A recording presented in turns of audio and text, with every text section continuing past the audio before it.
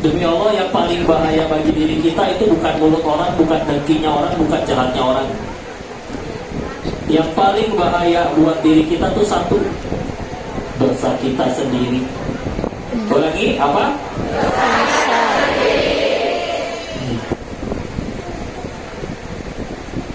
Kalau terus menerus dosa, nggak tobat-tobat, pilihannya cuma dua. Terus menerus dosa, tidak tobat-tobat, pilihannya cuma dua. Satu, Allah buka aibnya. Karena bukan. Ada orang yang memang baru bisa tobat setelah membuka aibnya. Contoh, kapan artis yang selingkuh berhenti selingkuh? Ketika ketahuan. Coba kalau nggak ketahuan, yang gaspol. Di Indonesia katanya lagi rame film Ipar Adalah Maut. Ya. Kapan mereka berhenti selingkuh? Ketahuan. Ya. Kenapa dihukumnya ketahuan? Karena bisa jadi emang ini orang Tuhannya bukan Allah, Tuhannya masih mulut orang. Jadi ketika orang yang dianggap Tuhannya mulutnya nggak memuji dia lagi, kebongkar aibnya, udah. Dan izin maaf. Kadang kalau dibuka aibnya, yang dibuka juga cuma satu dari sekian banyak aib kita yang asli, gitu. Orang kalau menghina kita apa sih paling? Dasar kamu banyak ngomong, satu kan yang diucap. Padahal kita punya aib yang lain. Mungkin gak cuma banyak omong, banyak utang, banyak cicilan, banyak macam. Cuma satu kan yang kebuka. Tapi kita gak suka anehnya, padahal beneran ada di diri kita. Kok berarti kalau bikin dosa, aib kebuka atau kena azab, habis ngintip kecolok misalkan, ya. Misalkan, berarti Allah benci kan? Enggak, fasilitas Allah sayang. Bisa jadi gara-gara kejadian itu tadi bersih dosanya. Balik lagi kan, emang amalan kita yang mana yang menurut kita layak buat kita ke surga? Gak berani jawab. Apalagi Allah berfirman begini, surat 35, surat Fatir, ayat 45. Walau yu'akhirullahu an-nas bima kasabu ma taraka ala dhuhriha min dabbah. Kalau sekiranya kita bikin dosa, hukumannya kontan saat itu juga, kata Allah, tidak tersisa makhluk bernyawa di muka bumi ini. Berarti kan ternyata kita semua, termasuk apalagi yang lagi ngomong, pasti punya dosa. Dan ternyata dosa sekecil apapun aslinya pantas mati kita itu. Kenapa tapi masih ramai begini? Walakin diakhiruhu ila ajalin musamma. Tapi Allah akhirkan sampai waktu yang ditentukan. Allah lagi nungguin kita. Ya. Itu satu, kalau akhirnya bikin dosa nggak tobat-tobat dibuka aibnya. Yang kedua lebih mengerikan. Habis bikin dosa nggak tobat-tobat, terus keulang tanpa tobat. Pilihan yang kedua, Allah matikan dalam keadaan bermaksiat. Izin ya, pas dinasihatin ini kejadiannya waktu itu di Bandung. Saya tidak sebut nama, tapi ada tokoh pejabat meninggalnya di hotel remang-remang, hotel murah pinggir jalan, tanpa busana dengan sesama laki-laki. Kisah nyata ini. Izin saya bertanya, matinya hina bukan? Hina. Renungannya apa? Gini, guru saya nanya, saya sekarang tanya ke semuanya, kira-kira Allah yang segitu maha baiknya, maha pengampunnya, apakah setega itu langsung mematikan hambanya yang dia sayang dalam keadaan sehina itu, kalau dosanya baru sekali-kalinya? Kayaknya nggak mungkin. Makanya biasanya kalau sampai kejadiannya kayak gitu, mau nggak mau, karena keulang nggak tobat, terus keulang. Ya udah, mendingan satu selesai tapi jadi pelajaran bagi ribuan orang. Ya, mau nggak mau. Karena ada orang kebuka airnya masih nggak berhenti juga. Ini dia ya, bro. Kan alasan, bukan tanpa alasan. Allah itu kasih contohnya dalam Quran tuh Firaun, ya. Kenapa Ibu?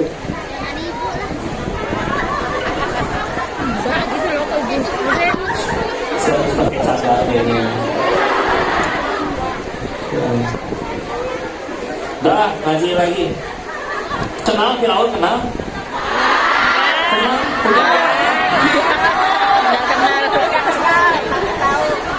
Nih, mati ya, ini hikmahnya ya.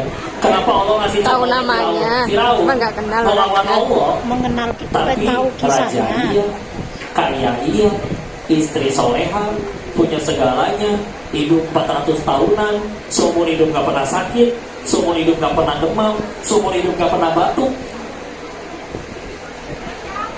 Coba ya, karena kita nggak nurut sama Allah, kaya banyak utang ibu,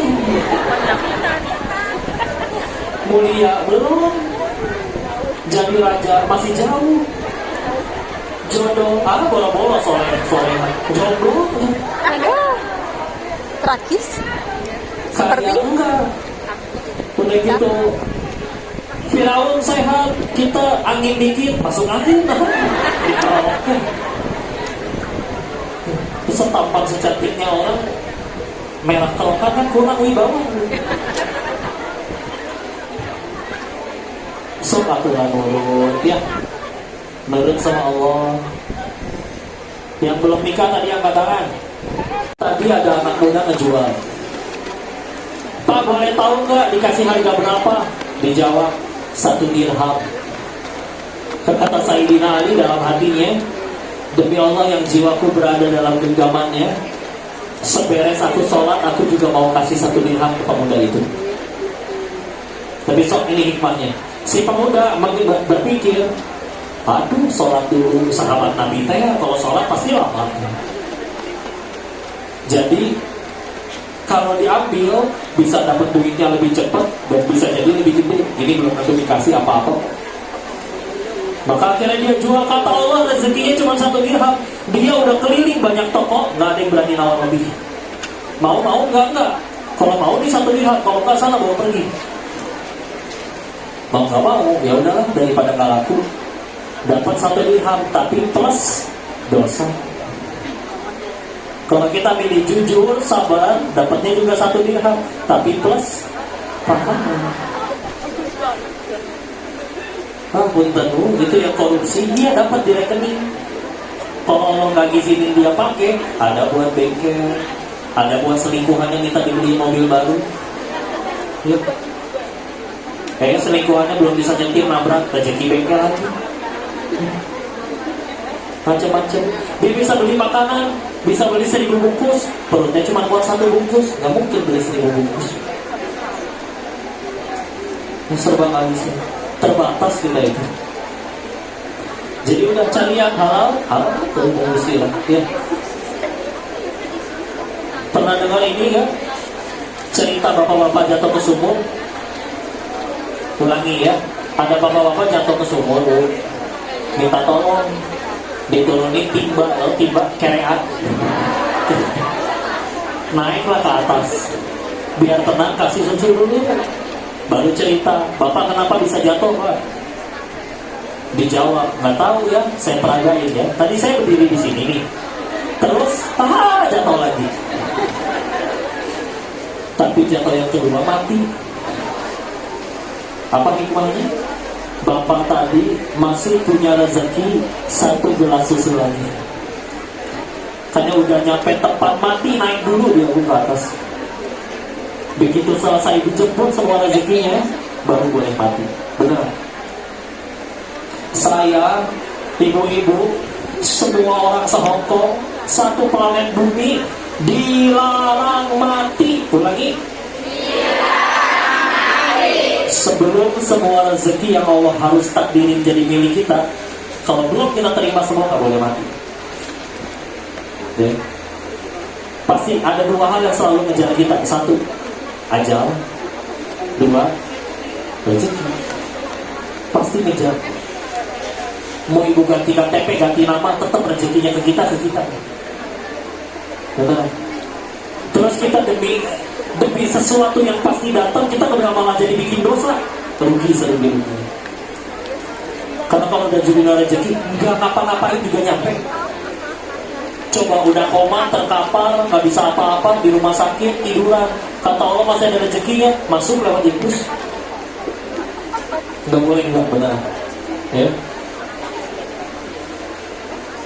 Ada orang kebalik sekarang, saya pengen mati aja kok, gak kuat ngadepin dunia. Dia tiduran di rel kereta, keretanya lewat, masih belum mati cuy. Karena lewat di rel sebelahnya keretanya. Jadi kan dia bukan petugas KAI ya. Jadi gak tahu jadwal ya, tapi ya dari mana yang ada tensi nih paling ada yang lihat nih. Di Thailand ada cerita kayak gini. Ada istri hamil besar, suaminya punya uyur. Tahu uyur? Wanita idaman lain.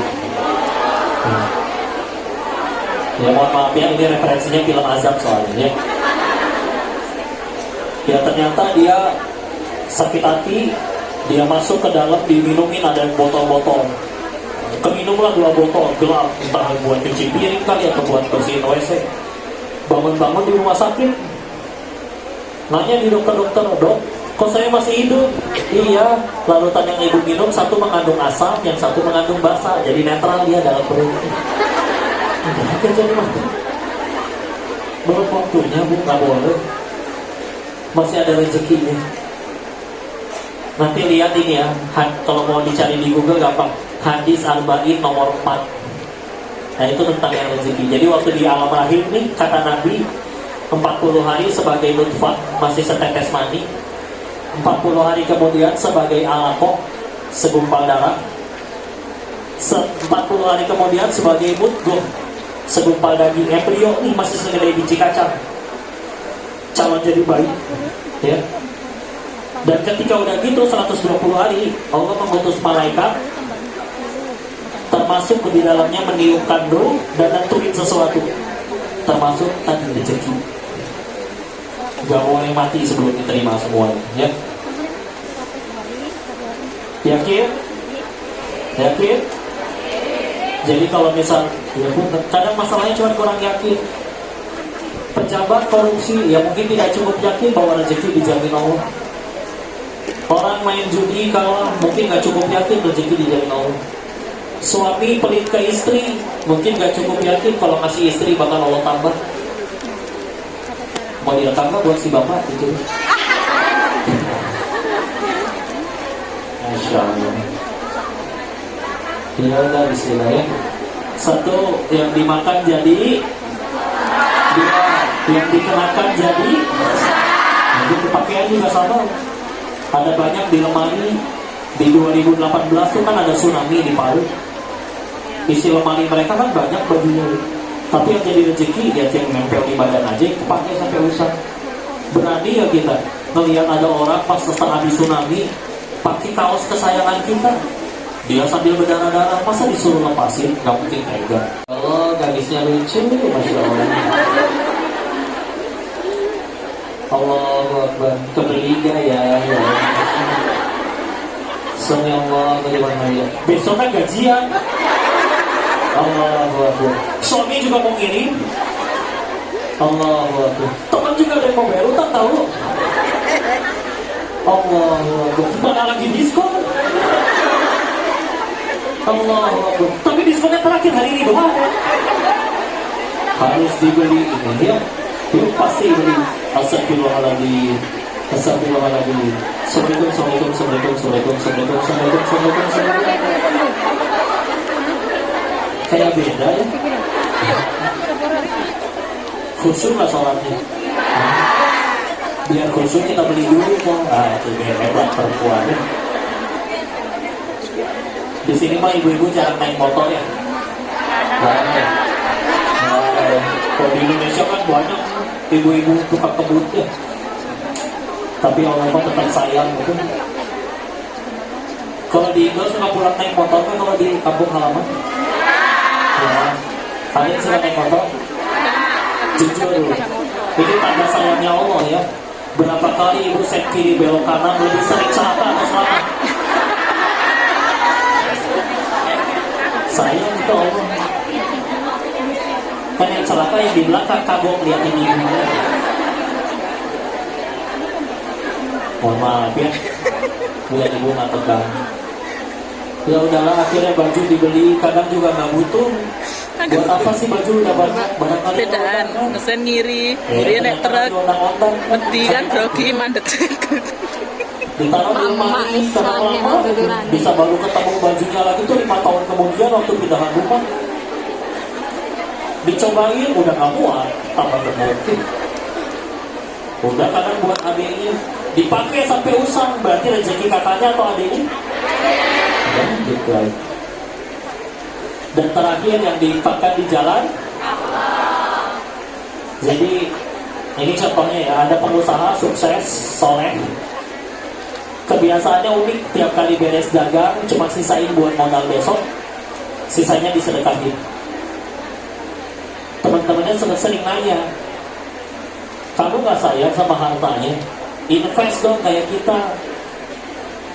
Dijawab, justru saya sayang banget sama harta saya. Makanya pengen saya bawa pulang, saya bawa mati. Gimana caranya bawa mati harta? Transfer ke rekening akhirat. Gimana transfer ke rekening akhirat? Sedekah. Pilihannya dua kalau sedekah. Allah ganti bonusnya di dunia, Al-Baqarah 261. Minimal 700 kali lipat. Tapi nggak perlu dicatat ya. Sedekah 10.000 berarti Allah utang 700.000. Itu apa itu? Allah bilang ya. Karena rezeki nggak selalu dalam bentuk duit ya, ada yang dibikin sehat, ya.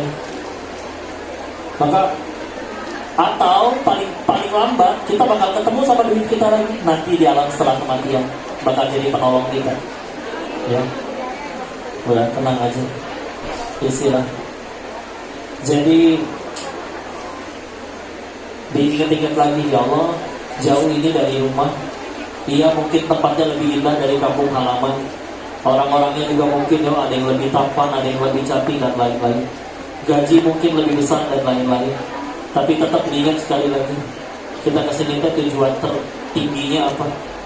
Kalau gara-gara kesini iya dapat gaji gede dan lain-lain, tapi malah bikin tambah jauh dari surganya Allah karena ditaksir sama Lunisco misalkan, sama artis atau yang ngajaknya maksiat, rugi. Istilah. Tapi kan sayang, kadang laki-laki bilang musim panas, pada bajunya tipis-tipis, dilihat nggak boleh, nggak dilihat mubazir katanya. Tapi kan dipikir lagi ya, dunia mah sebentar. Kalau ada petani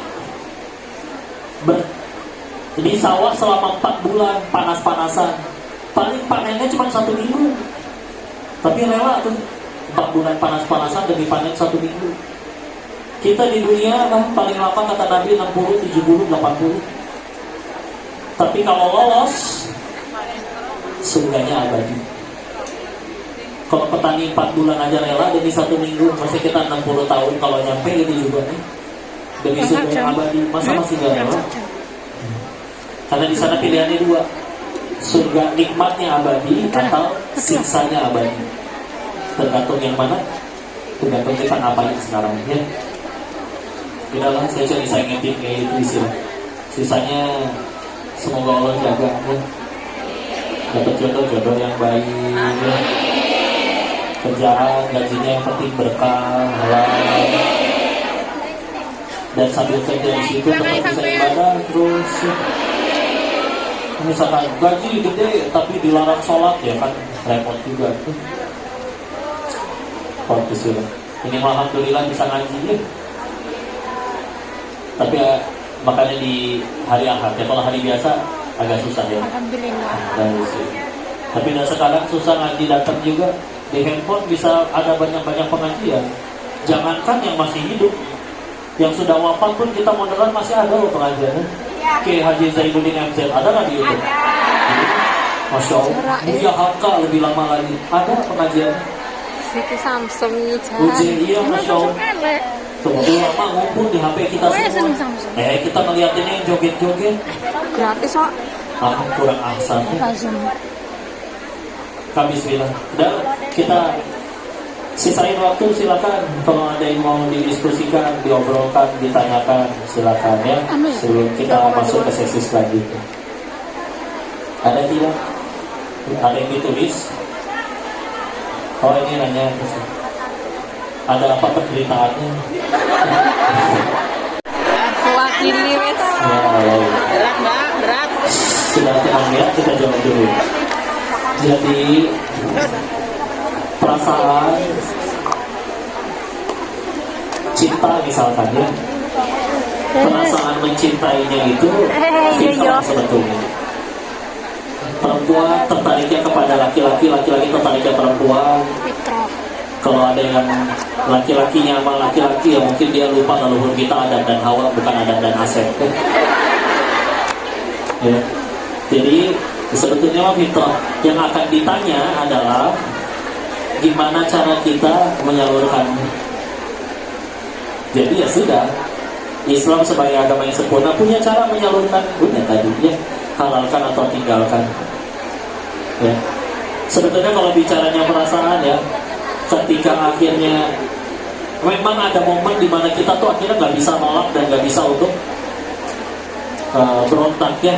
Makanya perintahnya kata Allah itu jelas, wala taqrabu, jangan dekati, karena kalau sudah didekat, aduh kadang punten ya, udah di depan mata bisa jadi repot. Makanya, iya makasih.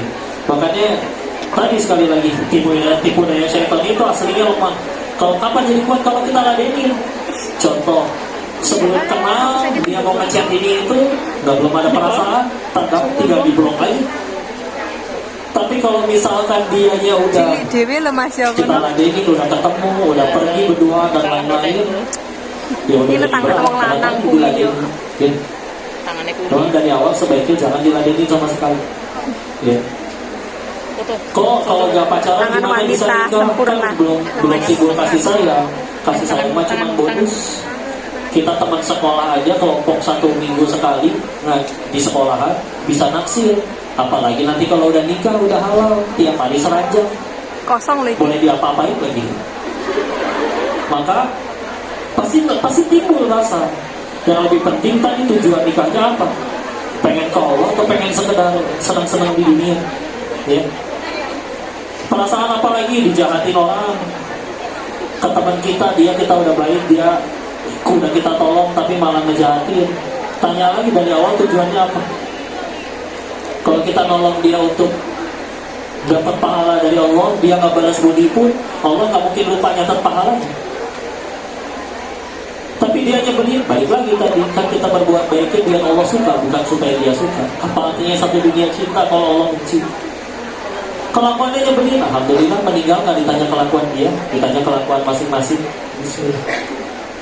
Jadi kadang mau ujian perasaan atau ujian apapun ya, tempat kerja yang macam-macam, selagi bismillah tujuan kita ya udah Allah, semuanya enak. Yang repot itu kalau tujuannya belum Allah, bisnis nggak dapat duit, ngerasa kesel, ngerasa rugi. Nah tujuannya bukan berarti bisnis nggak boleh dapat duit, bukan, tapi bonus aja. Nolongin orang, dianya nggak balas naksir, sakit hati. Tapi kalau dari awal nolonginnya biar Allah suka, bismillah. Pengen nyenengin hati orang tua pun termasuk. Udah menyenanginnya dapat pahala, dan kita berbuat baiknya sekali lagi Allah suka. Bukan sekedar orang tua jadi biar supaya lebih sayang sama kita. Bagus disayang orang tua, tapi lebih bagus lagi disayang pencipta orang tua, Allah. Jadi kadang solusi dari setiap masalah gak harus diapa-apain, semudah kita ganti sudut pandang, selesai urusan. Ya. Allah yang benar-benar pentingnya, yang ngasih perasaan juga Allah, yang bisa bolak-balik perasaan di hati kita juga Allah. Terus kita nyari solusi tidak dengan jalan yang Allah suka, kan aneh ya? Yang punya solusinya Allah. Kita aja kalau pengen jadi pemain bola, belajarnya ke Cristiano Ronaldo, bukan ke Benzema, nggak nyambung. Kenapa? Karena dia lebih ahli. Ini Allah yang bolak-balik. Ya. Oh, Allah bisa yang benar bisa jawab tanya. Ini dulu. Pesan dalam botol. Assalamualaikum warahmatullahi wabarakatuh. Bismillah, semoga kokoh selalu dalam lindungan Allah SWT. Amin. Kok Apakah saya termasuk orang yang munafik karena saya sering berbuat dosa dan sering bertobat? Terima kasih, Masya Allah. Setiap manusia nggak mungkin nggak ada dosa ya. Karena ada hadis lain yang sampai menyebutkan kalau misalkan manusia itu udah bersih dari dosa, satu dunia udah gak ada yang bikin dosa. Apa kata Allah? Melalui hadis qudsi, melalui lisan Nabi, kata Allahnya akan diganti semuanya dengan manusia lain yang bisa berbuat dosa tapi akan bertobat. Jadi misalkan satu dunia udah soleh semua nih, Allah bakal matiin kita semua, diganti dengan kaum yang lain yang bisa dosa tapi dia akan tobat. Ya, jadi pasti ada salah, tapi sebaik-baiknya orang yang bikin salah adalah dia yang terus bertobat. Gitu aja. Ingat, Allah gak pernah benci pendosa. Kita semua pendosa, apalagi yang ngomong. Alhamdulillahnya Allah gak pernah benci pendosa. Allah cuma benci dosa. Allah gak pernah benci orangnya, tapi cuma benci perbuatannya atau dosanya. Perbuatan bisa berubah, tinggal kita mau berubah atau enggak. Bisa diampuni ya kok, pasti. Karena kalau Allah tahu ampunin kita, gampang matiin aja kita pas lagi maksiat. Kenapa ini pada masih hidup? Ayat yang tadi kan surat 35 ayat 45. Kalau kata Allah, kalau memang setiap dosa itu dibalas spontan, kita pasti mati semua. Terus kenapa kita pada masih hidup? Allah tungguin. Kenapa? Ngantuk? Setan paling ngasih was-was. Allah gaya tobat. Biasa juga joget TikTok. Oh iya. Gaya Oh yang ikut sudah. pengajian. Pasang kerudungnya paling pas ngaji aja. Misal, ya udah, nggak apa-apa. Bismillah. Kalau ada yang ngatain Allah soalin, jawab. Ngaji bukan tanda orang alim, tapi tanda pengen jadi alim. Baru juga pengen. Berhasil nggak? Nggak tahu. Allah tolongnya jadi. Kalau nggak tolong ya kita bisa apa? Yang saya tahu kalau Allah udah benci saya udah mati dari waktu lagi maksiat. Kenapa masih hidup? Jadi terusin. Kok tapi udah tobat dosa lagi, tobat lagi. Walaupun jangan sampai dimain-mainin juga, tapi memang silah ya. Wallahu a'lam bishawab dan isyarat. Coba pertanyaannya. Ini dulu lagi ya. Yang mana ya? Untuk tulisannya paling stres. Apa? Istilah. Assalamualaikum warahmatullahi wabarakatuh. Izin bertanya, kalau saya seorang ibu rumah tangga yang pernah proses cerai dari Hong Kong, tapi saat sidang pertama cabut gugatan karena anak. Yang saya ingin tanyakan adalah apa status saya secara agama? Sudah proses cerai tapi gagal, sedangkan suami sudah menyerahkan ke orang tua dan sampai sekarang tidak ada komunikasi dengan suami kurang lebih 4,5 tahun. Ya wis Terima kasih. menurut Ya. agama, cuman keadilan belum. Masya Allah. Ya, nanti saya ngobrol sama suaminya aja deh. Ya.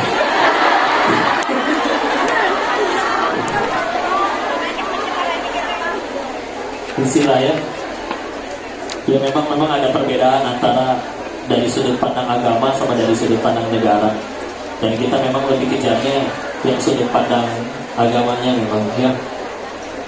Tapi balik lagi sih Bu, masalahnya secara fikih itu kita udah tahu misalkan berapa lama suami nggak ngasih nafkah, nanti umurnya gimana, itu mas saya yakin udah pada bisa googling. Tapi saya pengen lebih nekaninnya gini, di atas fikih itu selalu ada yang namanya takwa. Fikih itu cuma bicara boleh atau tidak. Takwa itu bicaranya Allah suka atau tidak. Ya memang berat, ya mungkin memang gimana. Ingat, cerai itu memang sesuatu yang dibolehkan dalam Islam. Tapi itu adalah satu-satunya halal yang Allah benci.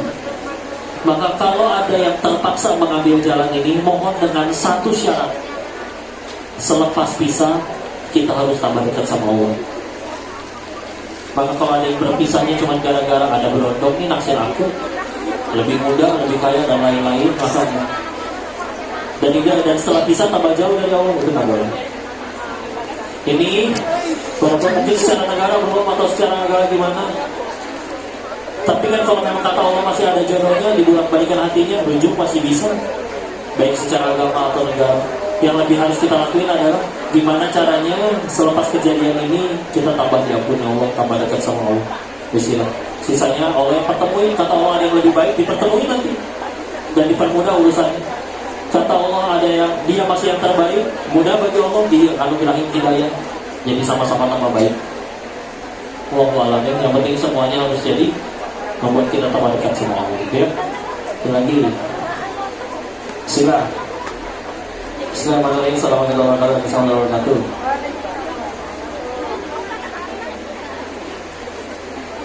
Kok apakah mempunyai rasa sayang dan menyayangi adik sendiri, bahkan menganggap dia seperti anak, itu adalah perbuatan yang zolim? Tergantung sayangnya kayak gimana. Ini pada dalam maut atau gimana ini? Ya kalau sayang yang proporsional antara kakak ke adik, ya nggak apa-apa tuh, bagus. Kita memang disuruh sayang ke keluarga kita sendiri. Apalagi kalau misalkan udah ditinggal kedua orang tua, tinggal ada kakak sama adik-adiknya, dan si kakaknya menggantikan peran orang tuanya, nafkahin kayak orang tua nafkahin anak, ya itu juga pahala yang luar biasa. Ya, ini saya anggap rasa sayang menyayanginya normal ya, nggak tahu yang dimaksud di surat ini apa ya. Sila. Bukan ya, tentu tidak, bukan merupakan kezaliman, karena memang kita harus sayangi orang-orang yang harus kita sayangi, ya adik, ya anak, dan lain-lain. Next.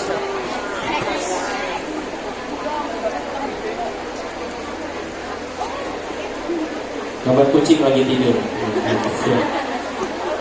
Assalamualaikum warahmatullahi wabarakatuh. Bagaimana hukumnya sedekah atau amal tapi uangnya dari hasil pinjam atau utang, apakah dapat pahala? Terima kasih.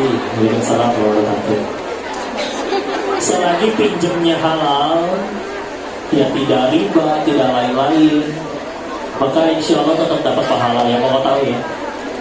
Walaupun tapi nanti ketika kita meninggal, yang paling pertama dihitung sama Allah adalah sholat. Sholat. Tapi setelah sholatnya dihitung dia punya utang, bisa jadi kehalang ke surganya. Jadi yang pertama dihitung tetap sholat, bukan utang ya. Nah, gitu. Dan sedikit menguatkan ya, ini urusan utang piutang. Kalau kita utangin orang, Apa? misalnya itu tanggal 1 jadi tanggal 10 dibayar, misalkan 10 juta, Itu menyiksa. maka dari tanggal 1 sampai tanggal 10 kita dianggap sedekah sebanyak jumlah utangnya. Jadi 10 juta dikali 10 hari 100 juta, kita dianggap sedekah sebanyak 100 juta. Kalau tanggal 10 dia nggak bisa bayar, tak kabur, tak datang baik-baik minta tempo waktu, maka setelah tanggal 10 sampai nanti entah kapan dia bisa bayar, setiap hari kita dianggap sedekah 2 kali lipat dari jumlah utangnya. 20 juta itu berarti sehari. Makanya kalau misalkan ada orang meninggal dan banyak yang utang nggak bayar ke dia, wah, ini tidak berlaku bagi rentenir tadi ya. Ini yang beneran utang nolong orang. Maka utang apa? Thanks Utang for hari. watching. Yang diutangin itu tetap dapat kayak tadi pahala. Sampai mati lah. Jadi sebetulnya meskipun